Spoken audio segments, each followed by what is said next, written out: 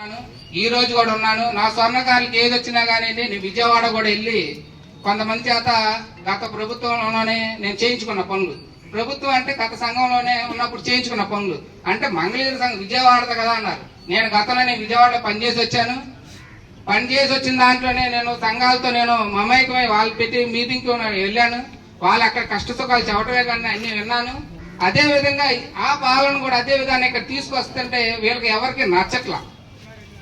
గతంలో నేను సంఘం ఏర్పడినప్పుడు ప్రతి స్వర్ణకారుడి దగ్గర 100 నుంచి 300 రూపాయలు వసూలు చేద్దామన్నా ప్రతి నెల వసూలు చేసిన తర్వాత మన పేద స్వర్ణకారులకి ఇద్దాము, చనిపోయిన వాళ్ళకి ఇద్దామని ఒక ఆలోచన చేస్తే ఆ రోజు కొంతమంది అన్నారు పెద్దలు, ఇచ్చేవాళ్ళే మా సంఘం దగ్గర డబ్బులు ఉన్నాయి కానీ మేము చూసుకుంటాం, అవన్నీ చెప్పాల్సిన పని లేదు, మాకు అన్ని తెలుసు అన్నారు.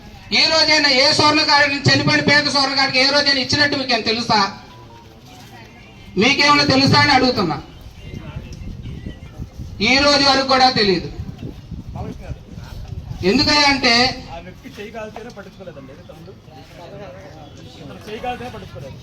మొన్న ఈ మధ్యన ఒక 4-5 నెలల క్రితం శ్రీనివాసరావు అతను చేయగలిగితే సంఘం దగ్గరికి వెళితే చూసి ఏం మాట్లాడి సమాధానం కూడా చెప్పలేని పరిస్థితి అనేది వచ్చిందంటే అది మన సంఘం ఉన్నట్ట లేనట్ట అని కూడా మీకు అర్థమవుతుంది.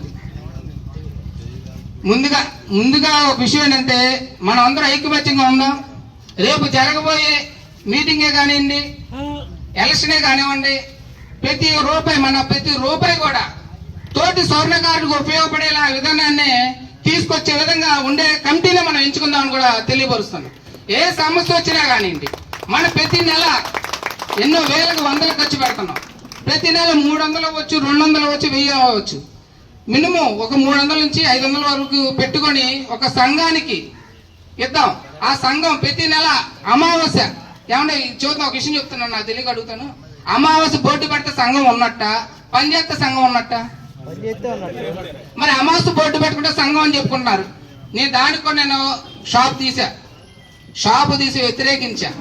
బాలకృష్ణ నీ మూలంగా కొలాప్స్ అయిపోతుంది, అర్థం చేసుకొని చెప్పి ఆ రోజు అందరూ వచ్చి దగ్గర మాట్లాడితే ఏం మాట్లాడి 1:30 కట్టేసా షాపు. రేపు నేను ఇది మీటింగ్ జరగకముందే రేపు 27వ తారీఖు షాప్ తెస్తాననేసి ఏది గ్రూప్ తయారవకముందే నేను నిర్ణయించుకున్నా. ఎందుకంటే ఈ సంఘం ఎవరికి ఏం చేసిందని కూడా తెలియని పరిస్థితి ఉంది.